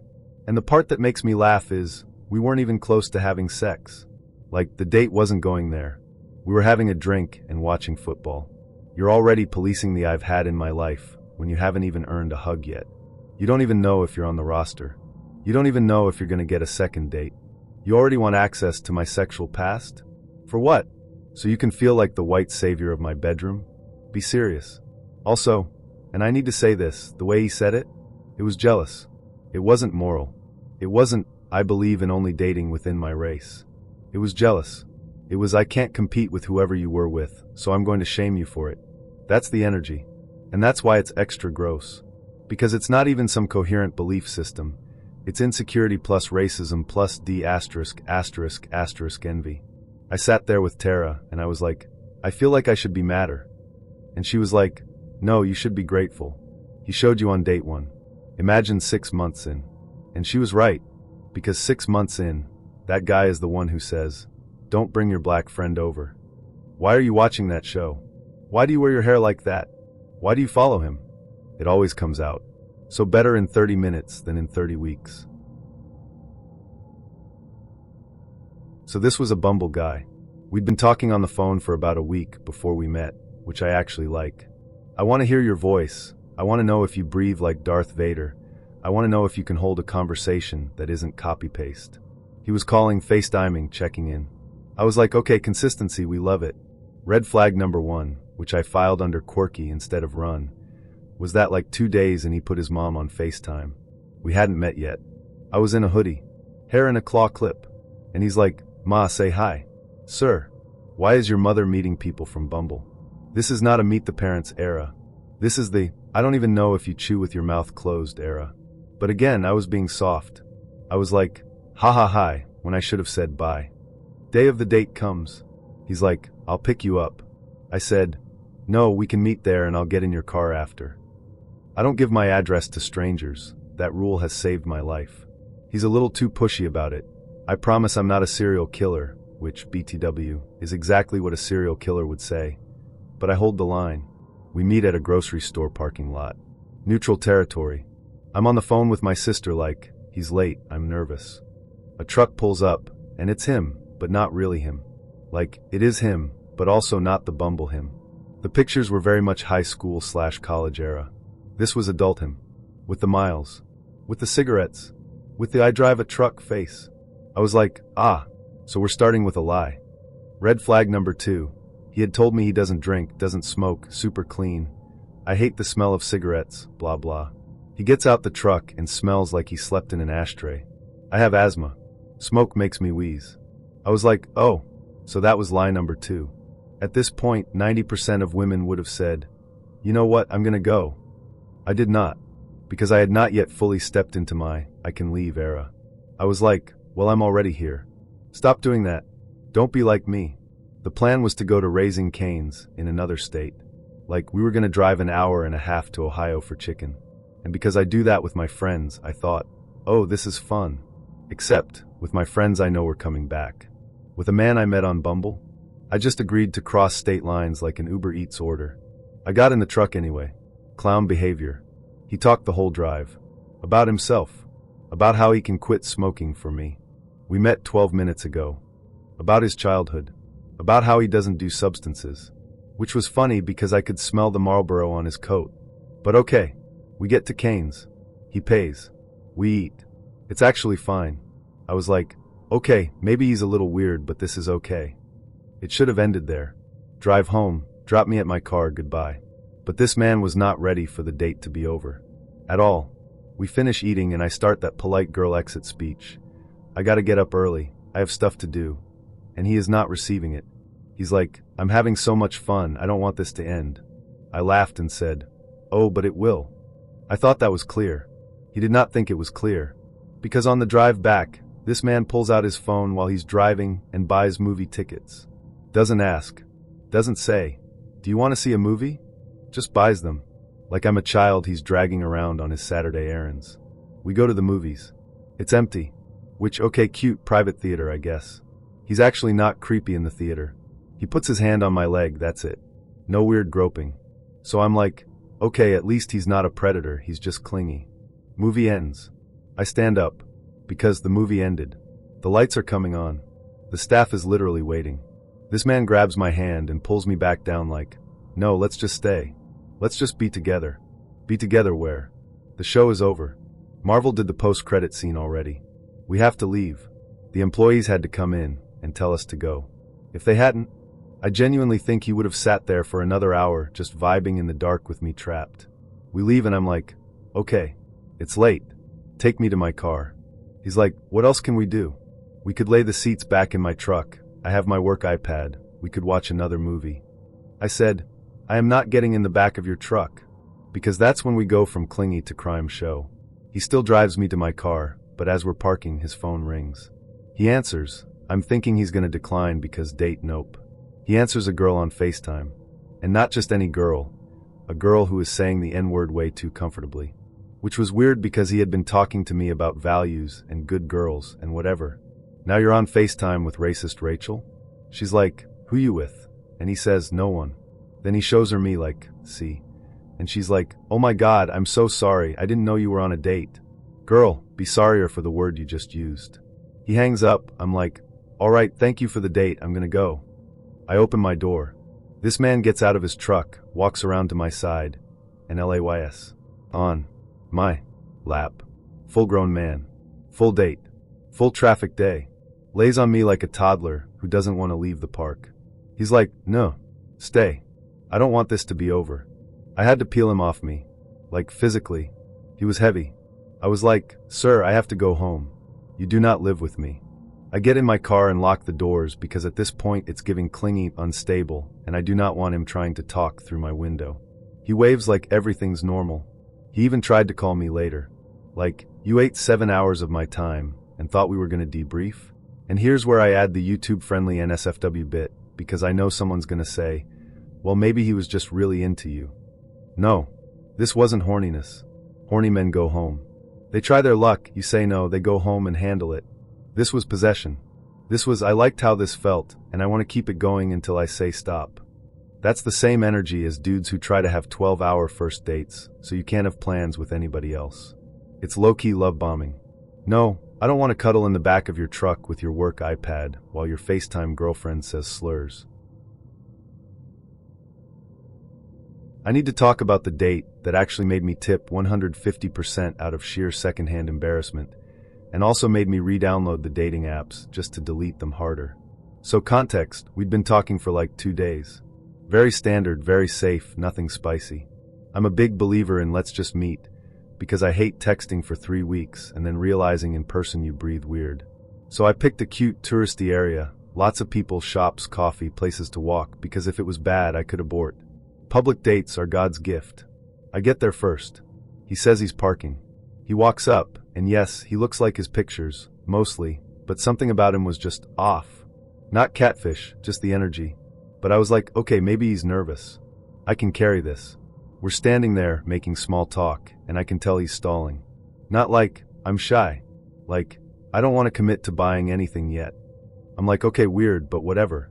The whole idea was let's grab coffee, and I'm in my cute little day outfit, ready to sip a latte and talk about childhood traumas. We finally walk into this cafe. It's not even fancy, just a nice spot. We sit. We talk. He's telling me about his job, where he's from, how he just sold his startup. Yes, he mentioned the money within 15 minutes, so you know where this is going. And it's all very, I'm doing well. I'm nodding, asking questions, doing the polite woman thing. Then the server comes over and asks, "Can I get you anything to drink?" I say, "Yeah, can I get a water and a sandwich?" Because I hadn't eaten. It was a midday date, I was hungry, I am not about to starve for a stranger. And I didn't even order something wild, I got a sandwich.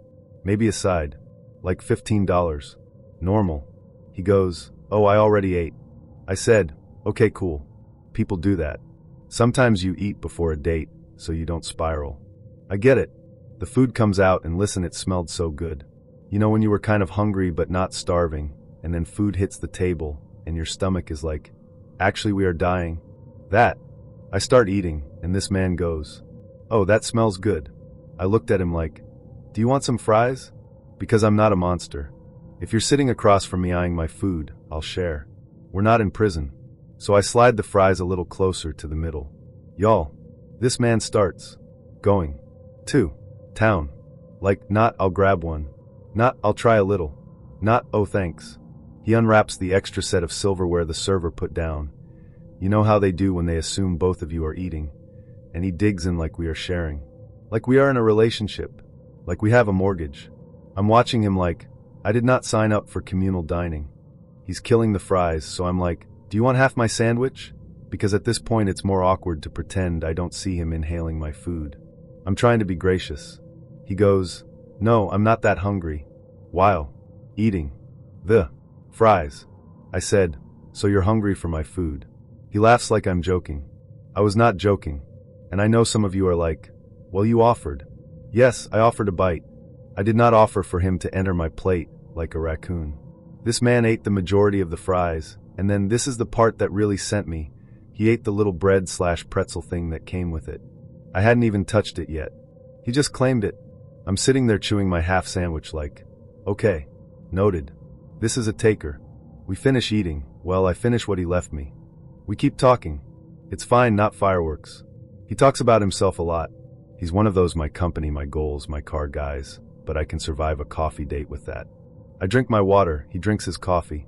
We've been there maybe 40 minutes. I decide, okay, I've done my good deed for the day, I can go. I call the server over and I say very clearly, "Can I get the check so I can pay for my food?" Because I didn't expect him to pay. He didn't eat. I ate. I am a grown woman. I can pay for my sandwich. Server brings the check. Sets it down. I look. It's for everything. My sandwich, my drink, and his coffee. It's like $20.50 total. I'm like, cool. I grab my wallet. This man, wait for it, pulls out his wallet, pulls out 5 ones and goes, "I'll pay for my coffee," and slides $5 across. Then, this is the part that made me see red. I saw a $20 bill in his wallet. He looked at it, then put it back. So now I'm holding a $20.50 bill. He has eaten half my food. He has $20.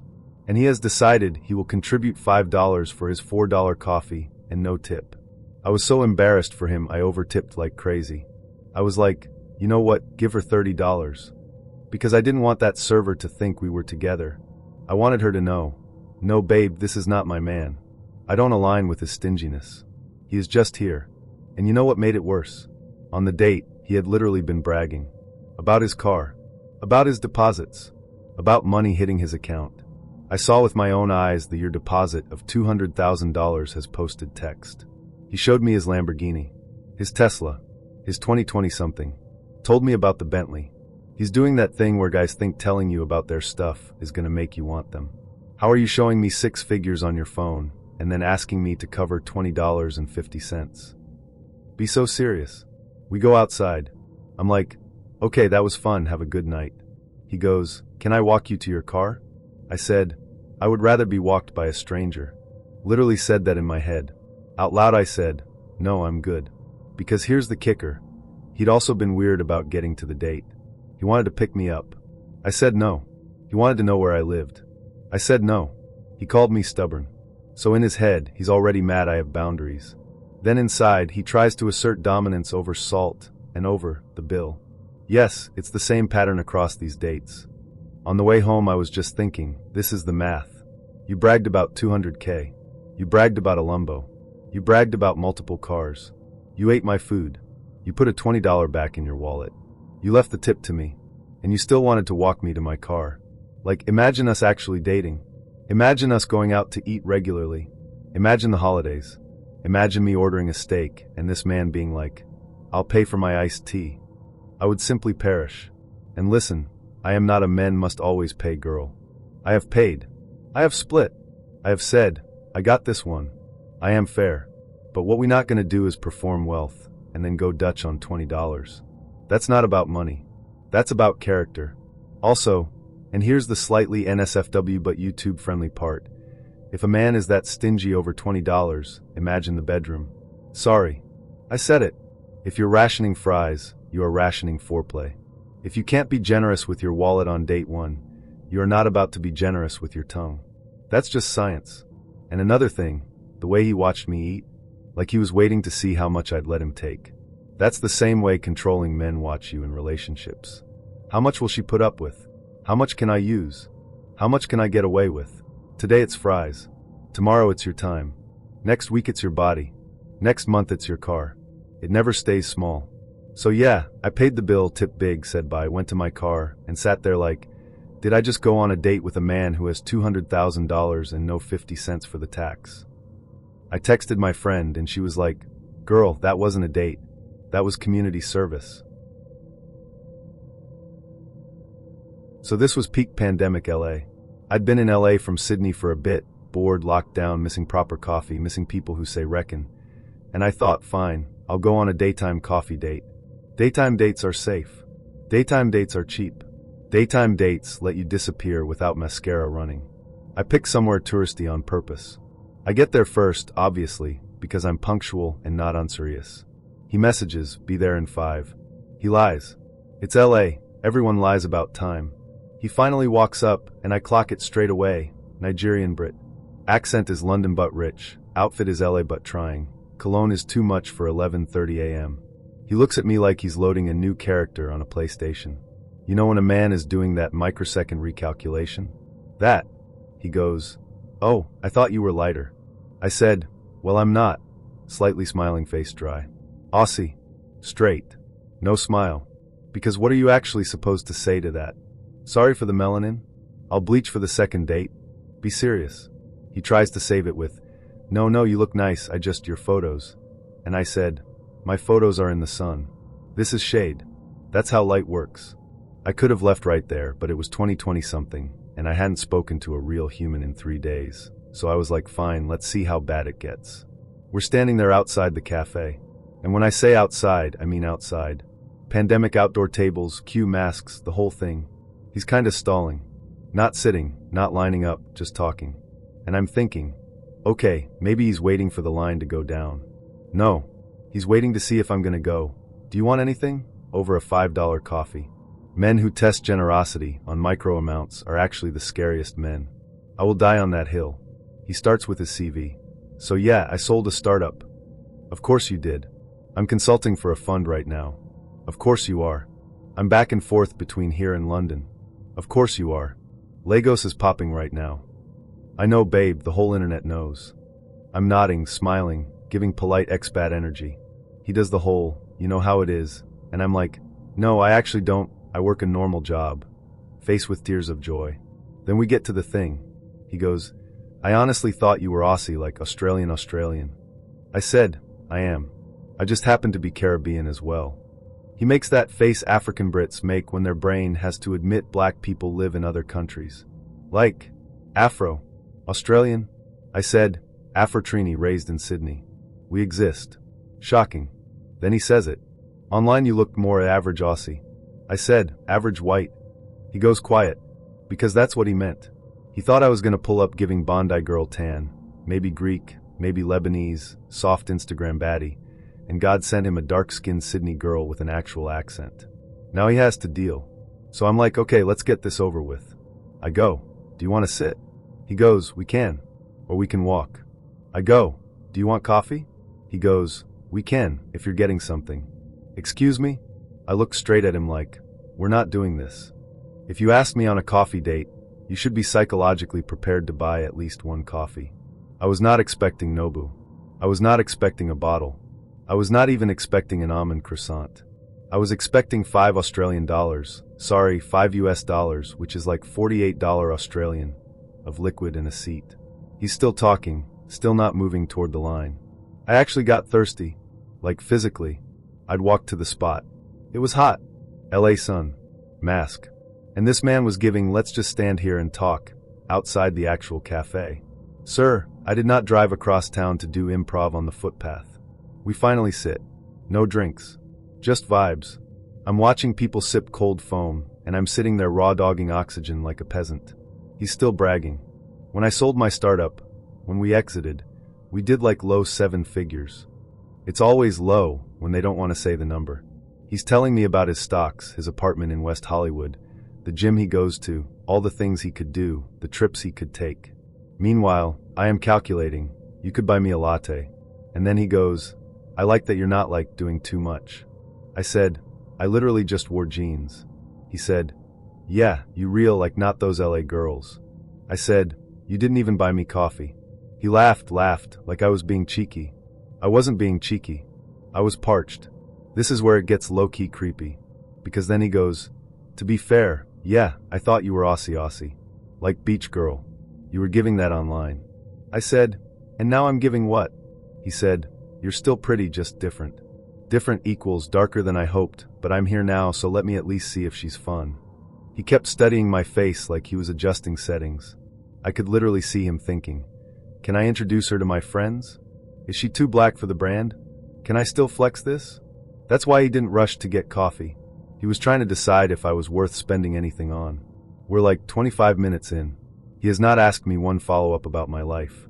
Every time I start to say something, yeah, in Sydney he interrupts with, oh yeah, in London, like he's having a date with himself. Then, and this is the part that killed me, he goes, you're kinda quiet. I said, I'm thirsty. He said, huh? I said, I came for coffee. He said, oh yeah, I didn't know if you were drinking. Sir, it's a coffee date. Neutral face. So I decided to do a social experiment. I said, yeah, I'll grab one. And then I just waited. I looked at him. I looked at the cafe. I looked back at him. I did not move. He did not move either. He just sat there, watching me, to see if I would get up and pay. Over $5. Over an iced latte. Mr. We exited for 7 figures wanted me, immigrant girl, pandemic, out of country, to get up and pay for my own coffee on a date he suggested. That's when I knew, oh, you're one of those men who audition women with tiny spending. If you pay, you pass. If she pays, you keep taking. If she questions it, you call her materialistic. I've met your kind before. I stood up. Not to buy the coffee. To leave. I said, this has been fine. He said, you heading out? I said, yeah, I got work. He looks at his phone, like we haven't been here half an hour, and goes, yeah, I was gonna head out too. You're kinda low energy. Low energy. From the man who didn't even hydrate me. I said, Or you're just used to girls performing for you? He said, No, it's just, I'm not used to someone so chill. I said, I'm Australian. We're not doing backflips for a man who didn't buy coffee. He does that Nigerian Brit chuckle, that I'll allow it laugh, and goes, I thought you were going to be like, no offense, more exotic. I said, I thought you were going to be taller. We were even. On the walk back to the car, he tries to salvage it. I don't usually date black girls. Always a bad sentence starter. But I like your vibe. I said, I do date black men. I also like my coffee paid for. We all have preferences. He goes, don't be like that. It was a coffee date, it's casual. I said, exactly. It was casual. You still failed. So, this was a Saturday, summer, downtown, lots of tourists, food trucks, couples, kids, vibes. We'd been talking maybe a week. He was cute in an I lift, and I want you to know I lift way. You know those guys who wear slightly too tight shirts, so you can see the arm vein? That. He was funny on text, called me a couple times, seemed normal. We said we'd just walk around downtown, grab boba, people watch. Chill date. I wore the cute sundress and sneakers combo, hair up, lip gloss, ready to be a soft girl. He shows up on time, smelling nice, dressed decent.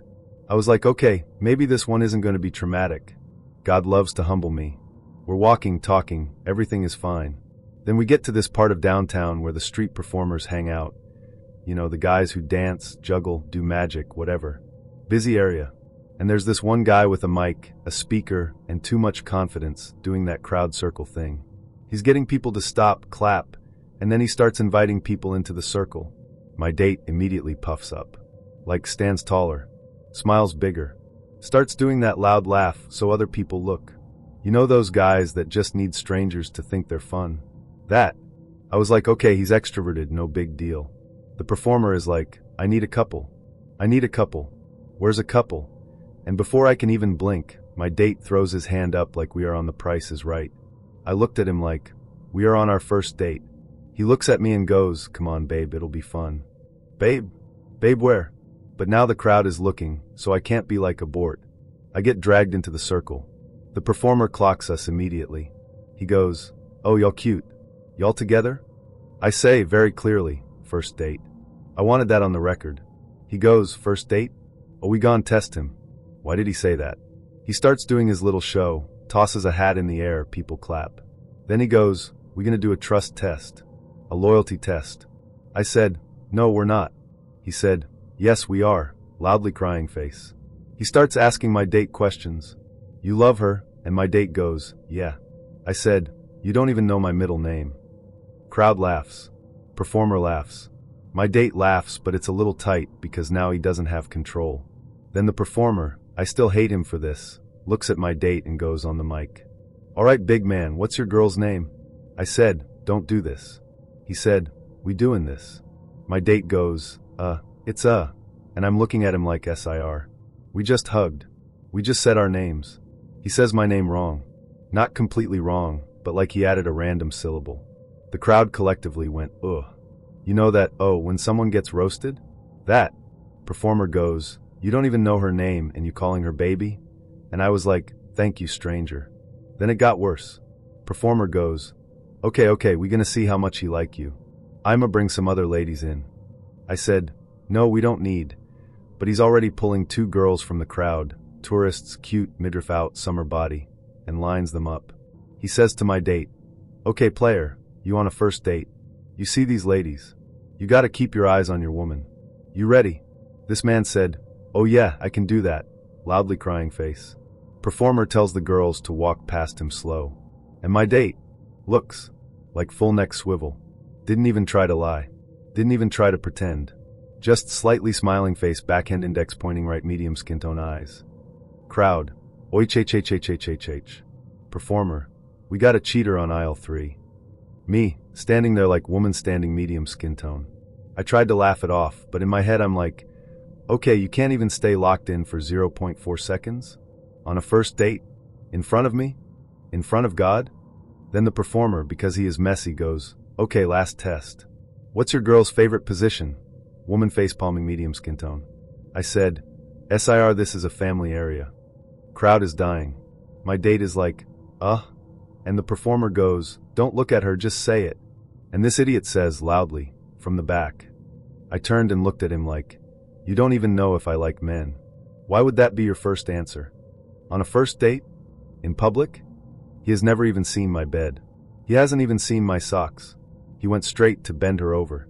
"Sir, I could be a lights-off, slow, mission-only girl. You don't know me." Performer is howling. Crowd is clapping. Kids are clapping. I am reconsidering Earth. Performer hands him the mic and goes, "Did she say that was her favorite?" My date, instead of lying, goes, "I mean, that's my favorite. Sir."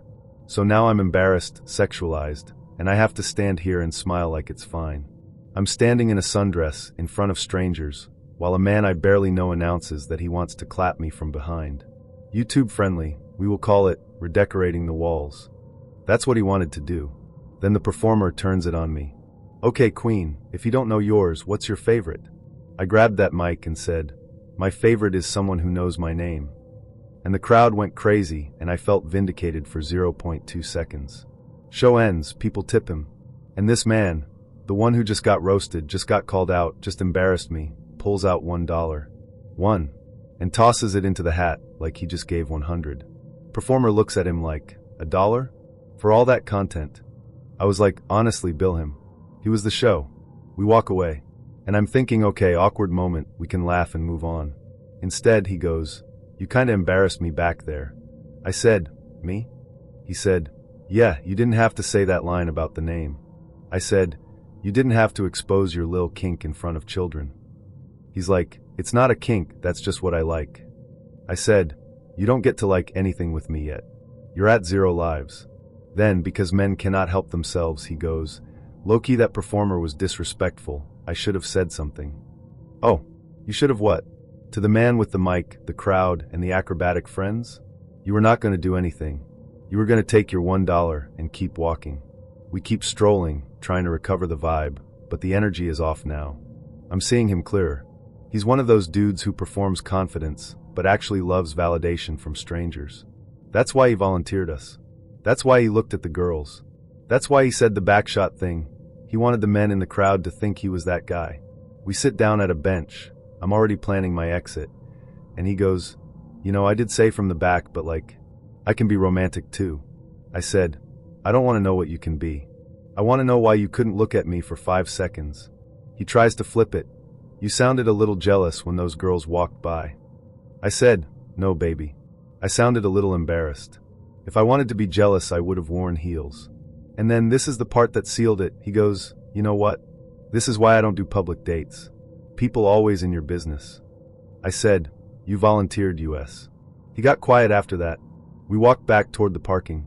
He tried to be normal again, tried to hold my hand, but I was already out. When we got to my car, he did the "when can I see you again" thing. I said, "When you can remember my name on the first try." He laughed like I was joking. I was not.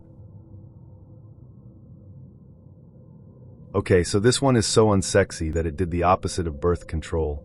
It made me not want to date at all. I was in my, I'm gonna be single and healed and mysterious era, right? Like I wasn't even dating. I wasn't on the apps. I was journaling, going to Pilates, minding my business, trying not to collect any more male-related lore.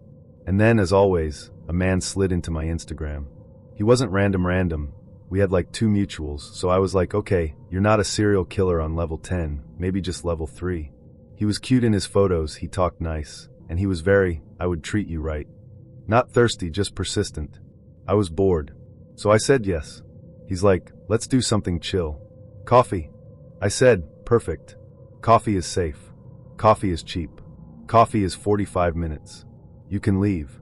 Also, if I don't like you, I didn't waste an outfit. We meet at this cute coffee shop, very plant wall, very remote worker, very laptop dad with headphones. I pull up, I look cute because I always do, but still casual. He's already sitting outside.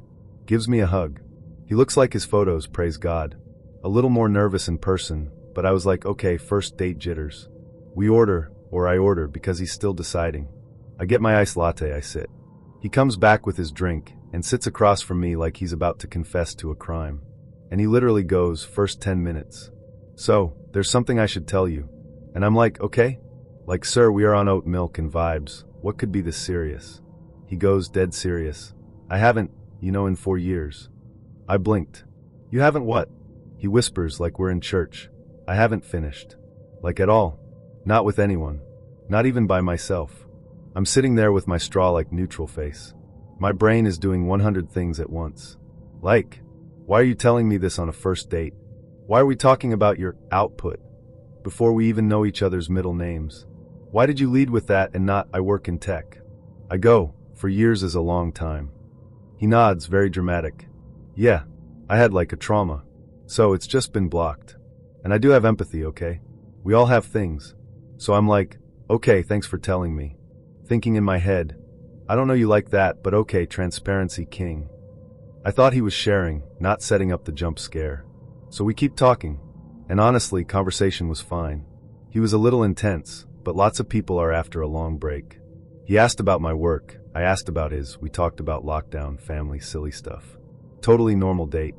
Then, and this is where it starts getting weird, he starts staring at me. Like staring. Not looking.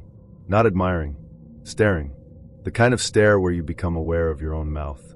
I'm mid-sentence like, yeah, so I moved during the PA. And I just stop. Because he's looking at me like I'm a cupcake. I laugh it off. What? He goes, just don't look at me like that. I said, like what? Because I was smiling. I have a face. That's all. He goes, like that. Stop. Seriously.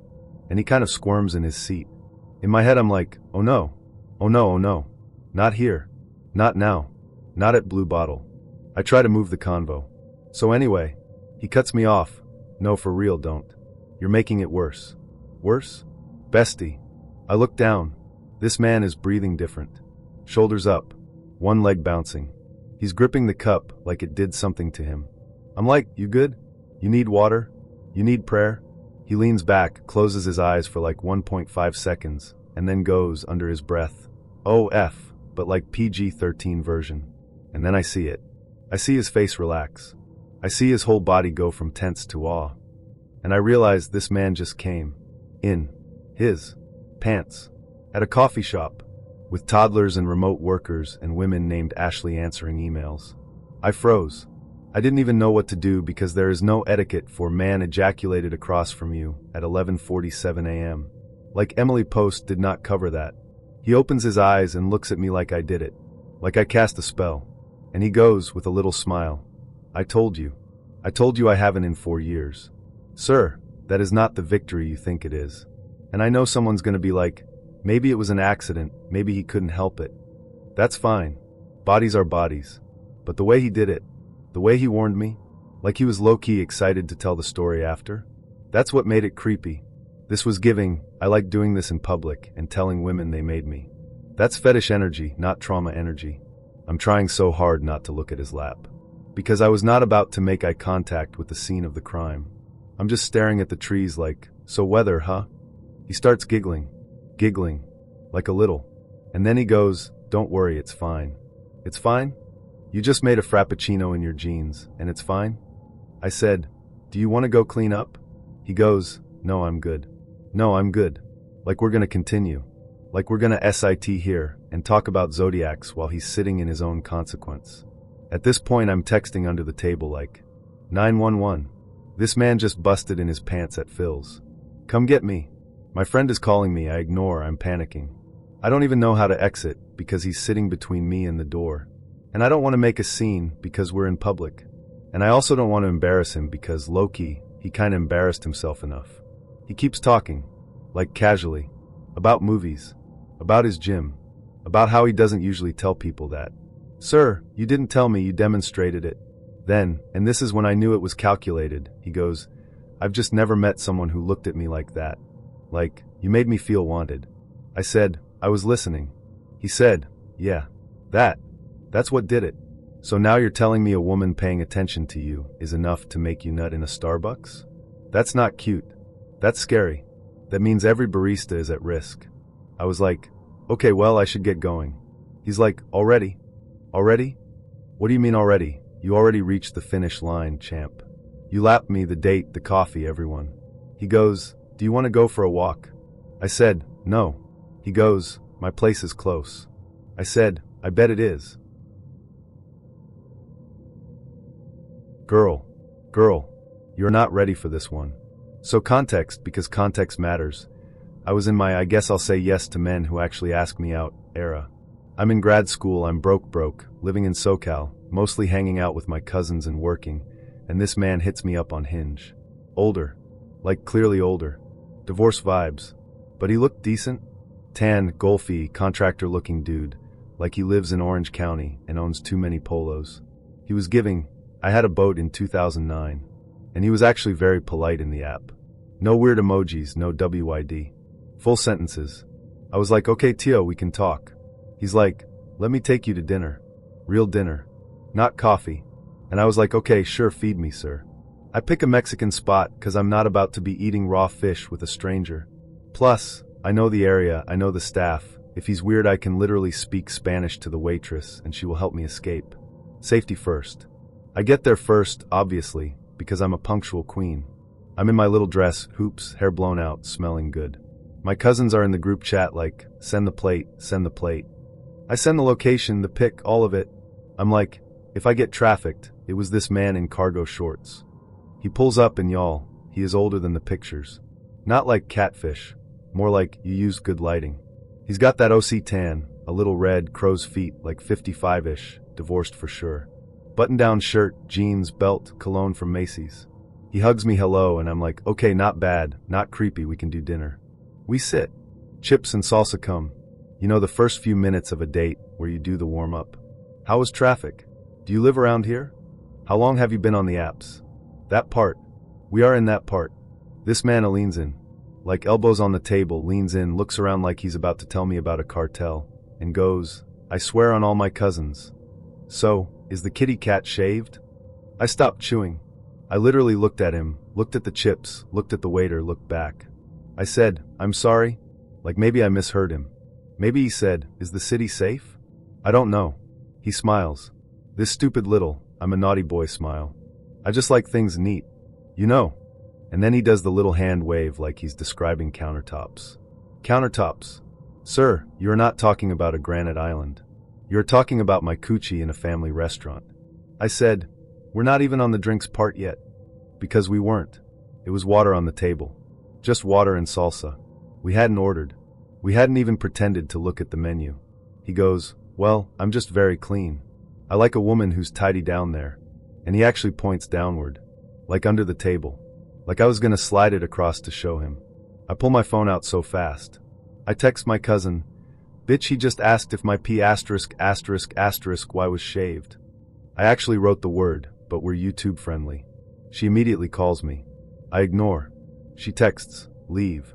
I text back, wait cuz it gets worse. Because it did. I'm trying to stay calm cuz I'm literally hungry. I wanted my fajitas. I'm like, okay, maybe he's just socially stupid. Older men sometimes don't know how to flirt with women under 35. Maybe he thought this was sexy. I can pivot. I can say, that's a little personal for 5 minutes in. And he will laugh, apologize, we move on. I go, that's kind of an intense question for just meeting me. He goes, well, I'm a straight shooter. My ex-wife used to say that. I just like to know what I'm dealing with. I'm a contractor. I like things organized. He actually said that. He actually compared my vagina to a job site. I am already done. I'm like, I'm gonna eat 2 chips and fake an emergency. Then the universe said, no, let me add some seasoning. Waiter drops off more chips. He grabs a chip, and he bites it like the crunchy, thick kind. And I hear a sound. Like not a normal chip sound. A weird sound. And I see something. Fall. 4 teeth. Onto the table. I am not exaggerating. 4 little teeth. Like a set. Front-ish. They bounced. On the table. Next to the salsa. I almost called the coroner. I'm staring like I mouth-eye. He doesn't flinch. Not even a little. He doesn't go, oh my god. He doesn't cover his mouth. He doesn't grab a napkin. He doesn't excuse himself. This man picks up his teeth. Drops them in his water. Swishes like he's cleaning dentures in a cartoon. Pulls them back out. And pops them back in. I had to look away. My stomach actually flipped. I was like, I cannot do this. Not with chips. Not with salsa. Not with this man asking about my kitty, and then washing his teeth in Dasani. No. He goes, sorry about that. Temporary. Like that made it better. Like temporary, cancels out the fact that I just watched your mouth jump out of your head. He keeps talking like nothing happened. Anyway, like I was saying, I just like women who take care of themselves smooth, you know? You look like you do. Sir, you just bathed your teeth in public. At this point I start planning my exit. I do the classic, I'm gonna go to the bathroom real quick. I pick up my bag. I go to the bathroom. I text the group chat. I send 14 messages in a row. He asked about my cat. His teeth fell out. He rinsed them. He put them back in. I'm leaving. I DK if I should tell the waiter. My cousin is like, we are coming. I'm like, no, I'll just ghost him. I fix my lip gloss. I stall. I'm like, do I say something? Do I confront him? Do I say, you're gross? Or do I just walk out like a queen and never speak again? I decide, I'm gonna go back, leave money for water, say, I gotta run, and leave. That's it. I come back out, and this man is gone. Gone. Like not at the table. Not at the bar. Not outside. He vanished. Like he realized how insane he was and self-evaporated. There's the table. Chips. Salsa. His water with tooth juice. But no man. I literally laughed. Out loud. The waiter looked at me like he left. I said, I see that. He said, do you want to stay? I said, absolutely not. I left the waiter a tip because I didn't want him to have to touch the tooth water for free. Then I left. Got in my car. Sat there. Stared at the steering wheel.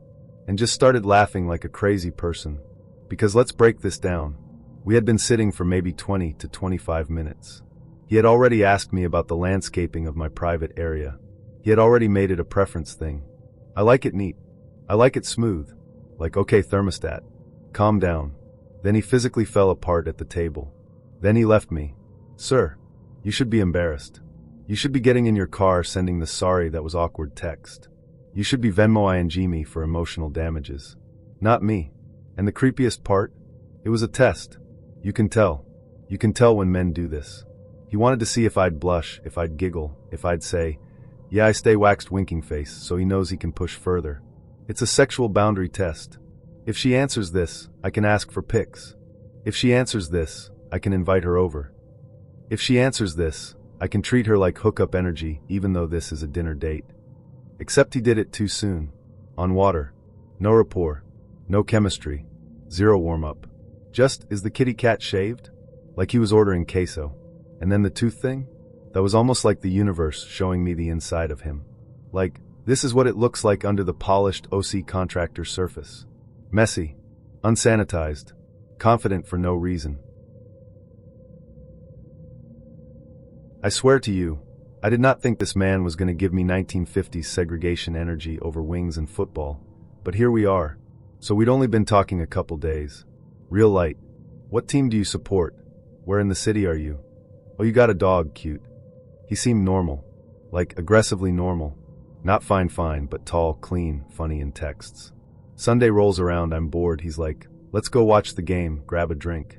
Daytime date, public place, loud TVs, safe. I'm like, sure. I show up, I look cute casual, jeans, cropped sweatshirt, hair up, lip gloss. He stands when I walk in, points for manners. We hug, sit at the bar. Bartender's like, what can I get you? I get a drink, he gets a drink, we're watching football. And it's fine. Not magical. But fine. Then, because football always turns into, so what's your type, we start talking dating history. I don't even ask him his number, because I don't care. We're grown. I just say something like, yeah, I dated this one guy last year, didn't end great, but whatever. He goes, oh yeah, what was he like?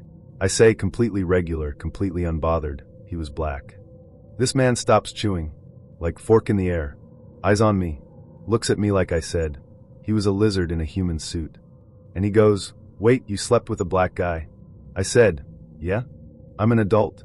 He leans back, shakes his head, starts mumbling like, wow. I'm thinking, okay, so he's weird, but he's gonna self-correct. Nope. He goes, louder this time, UF asterisk at a black man?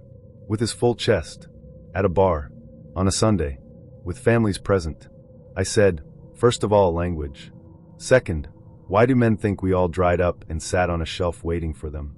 I had a life pre-you. I had sex pre-you. Very good, very healthy, very consensual sex, actually. He starts going on this little racist rant, not even subtle. I don't do that. I don't share with them. That's dirty. I can't believe you would do that. Like I'd told him I bite puppies. I'm staring at him like, you invited me here. You asked me out.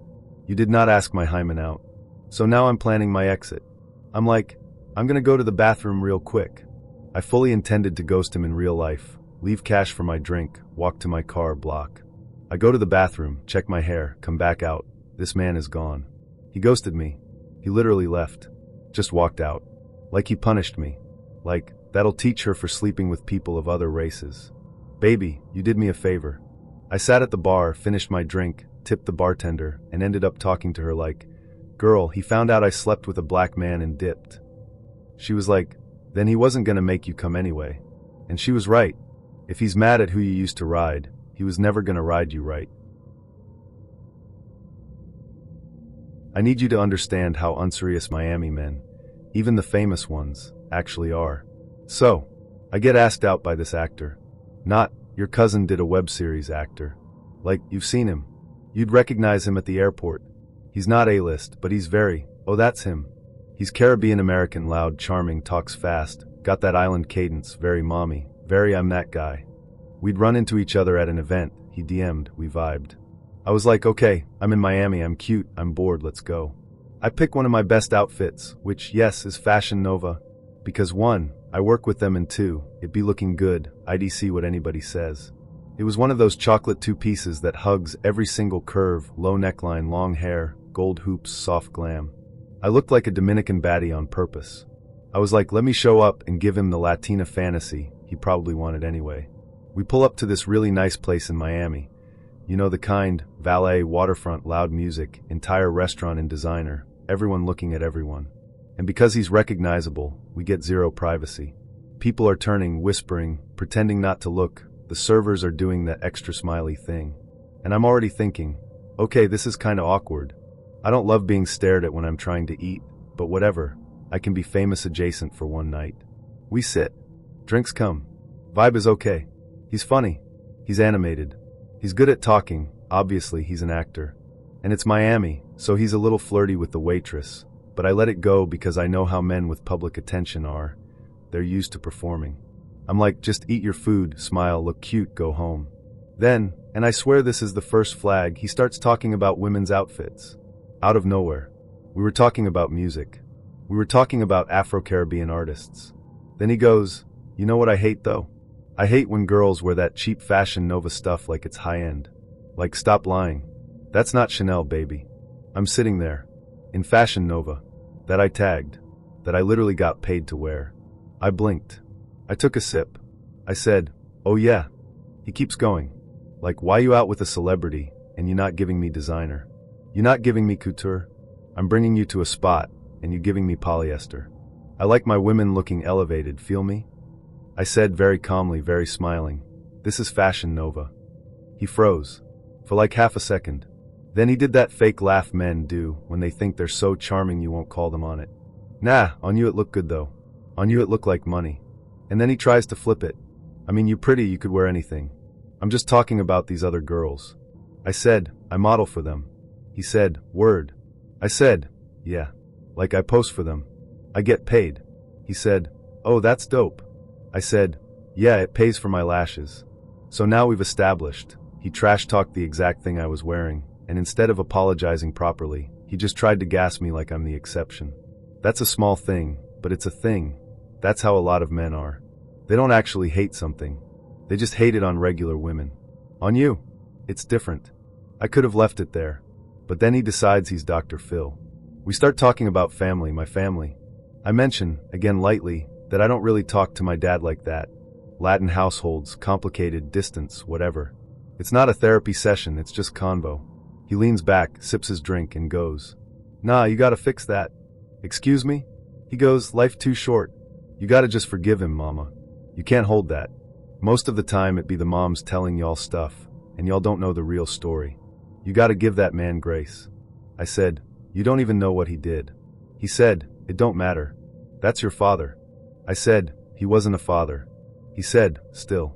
That's the first king in your life. Sir, you just insulted Fashion Nova. You are not spiritually qualified. And that's when I knew, Oh, you're one of those men who love women in theory. You love daughter and queen and goddess words.